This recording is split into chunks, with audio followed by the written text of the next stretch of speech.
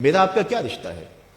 میں مختلف جگہوں پہ جاتا ہوں تو لوگ اپنی پلکیں فرش ادا کر رہے ہوتے ہیں، تو میرے میں تکبر نہیں پیدا ہو رہا ہوتا اور میں سوچ رہا ہوتا ہوں اور اپنے اندر اتر کے اپنے آپ سے بار بار پوچھتا ہوں کون ہے، کیا اوقات ہے تیری کہ تیرے لیے جو ہے وہ لوگوں کی آنکھیں جو ہے وہ پاؤں میں بچتی چلی جا رہی ہیں اور چھونے کے لیے لوگ بےتاب ہیں، کیا تو ہوتا کون ہے؟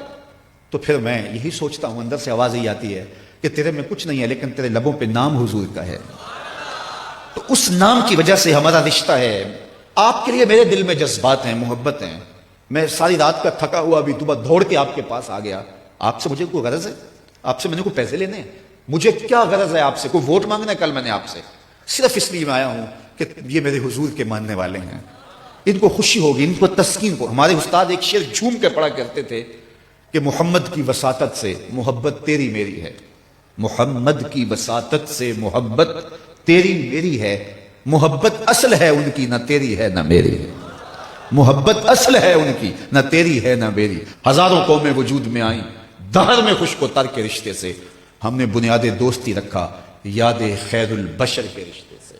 اس رشتے کو کمزور نہ ہونے دینا، اس کو مضبوط رکھنا۔ اور دوسری بات میں آپ سے یہ کہوں گا کہ کبھی بھی نماز میں کوتاہی نہ ہونے دینا۔ 5 گانا نماز یہ ہمارے اوپر لازم کی گئی ہے، اور یہ بیماری میں بھی اس کی معافی نہیں ہے، سفر میں بھی اس کی معافی نہیں ہے۔ پانی نہیں ہے تو تیمم کر لو، کھڑے ہو کے نہیں پڑھ سکتے بیٹھ کے پڑھ لو، بیٹھ کے نہیں پڑھ سکتے لیٹ کے پڑھ لو، حالت جنگ کے اندر بھی اس کی معافی نہیں دی گئی۔ تو کبھی بھی نماز ترک کرنے کی غلطی نہ کرنا۔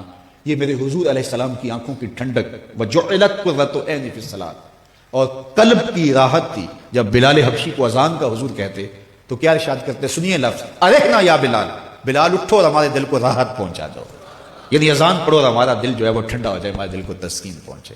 تو 5 گانا نماز اپنی زندگی میں شامل کیجئے۔ اللہ کی رحمتیں اترتی ہی اس کے اوپر ہیں جو نمازی ہوتا ہے۔ جو بے نماز ہوتا ہے، اللہ اکبر، حضرت سلطان باہو فرماتے ہیں اسے تو خنزیر بھی پناہ مانگتا ہے۔ اور شیخ سعدی بولے اسے قرضہ نہ دو جو بے نمازی، اس لیے کہ وہ رب کا قرض ادا نہیں کرتا، تمہارا قرض کیسے ادا کرے گا؟ اور حضور غوث اعظم رضی اللہ تعالیٰ عنہ جن کی 11ویں پکاتے ہیں، وہ کیا کہتے ہیں؟ فرماتے ہیں بے نمازی کو مسلمانوں کے قبرستان میں دفن نہ کیا جائے۔ کتنی بڑی بات ہے، من ترک الصلاۃ متعمدا فقد کفر جہارا، فرمایا جس نے جان بوجھ کر نماز چھوڑی گویا اس نے اعلانیہ کفر کیا۔ قیامت کے دن بندے سے سب سے پہلا سوال نماز کا ہوگا۔ قرآن بتاتا ہے کچھ لوگ کھینچ کے گھسیٹ کے جہنم کو لے جائے جا رہے ہوں گے، لوگ ان کو ملیں گے، ان کو کہیں گے ما سلککم فی سقر، تم جہنم کو کیوں جا رہے ہو، کیا ہوا؟ تو وہ کیا کہیں گے؟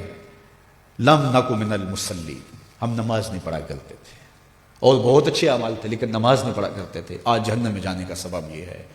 میں اللہ کی بارگاہ میں دعا بھی کرتا ہوں اور آپ سے اس عزم کے اظہار کی امید بھی رکھتا ہوں کہ آج کے اس اجتماع میں آپ عزم مصمم کریں کہ آج کے بعد نماز نہیں چھوڑیں گے انشاءاللہ۔ اتنے زور سے کہیں کہ شیطان کا کلیجہ پھٹ جائے۔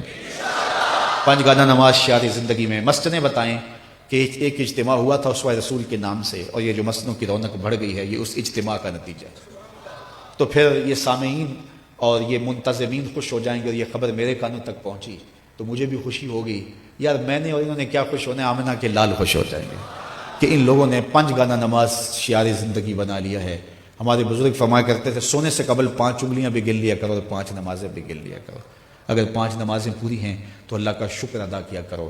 کسی کا حق غصب نہ کرنا، کسی کو تکلیف نہ دینا، حقوق العباد کی سختی سے پابندی کی تلقین کی گئی ہے۔ جس نے کسی کے صرف 3 پیسے مارے، 3 پیسے، قیامت کے دن اس کی 700 نمازیں جو جماعت کے ساتھ پڑھی لے لی جائیں گی۔ 700 نمازیں صرف ایک ٹگے کے عوض میں لے لی جائیں گے، 3 پیسوں کے عوض میں لے لی جائیں گے۔ تو آپ مجھے بتائیے کہ اگر صبح سے لے کر ہم شام تک فراڈ کر رہے ہیں، دھوکہ کر رہے ہیں، لوگوں کے کلیجے چیر رہے ہیں، ہمارے جملوں کے نشتر لوگوں کے کلیجے پھاڑ رہے ہیں، تو پھر قیامت کے دن کس کس کا حساب دیں گے؟ کتنی کو نمازیں ہمارے پاس جو ہم دے کے جان چھڑائیں گے؟ تو آئیے اس تھوڑی سی زندگی کو اللہ کے نام پہ گزاریں، اللہ کے نام پہ گزاریں۔ آج موقع ہے، توبہ کا دروازہ کھلا ہے، کل سب کچھ نہیں ہوگا۔ بندے کو اس وقت سمجھ آتی ہے جب سمجھ آنے سے کچھ فائدہ نہیں ہوتا۔ وہ قرآن بتاتا ہے کہ ظالم ہاتھ کاٹیں گے لیکن کوئی فائدہ نہیں ہوگا، اور وہ کہیں گے کہ یا لیتنی قدمت لحیاتی، کاش میں یہ زندگی آخرت والی زندگی کے لیے گزاری ہوتی، لیکن پھر کوئی فائدہ نہیں ہوگا۔ آج کا پچھتاوا کل کی بہتری کی ضمانت ہے۔ وقت پر کافی ہے ایک قطرہ بھی آب خوش ہنگام کا، جل گیا جب کھیت برسا نہیں تو پھر کس کام کا۔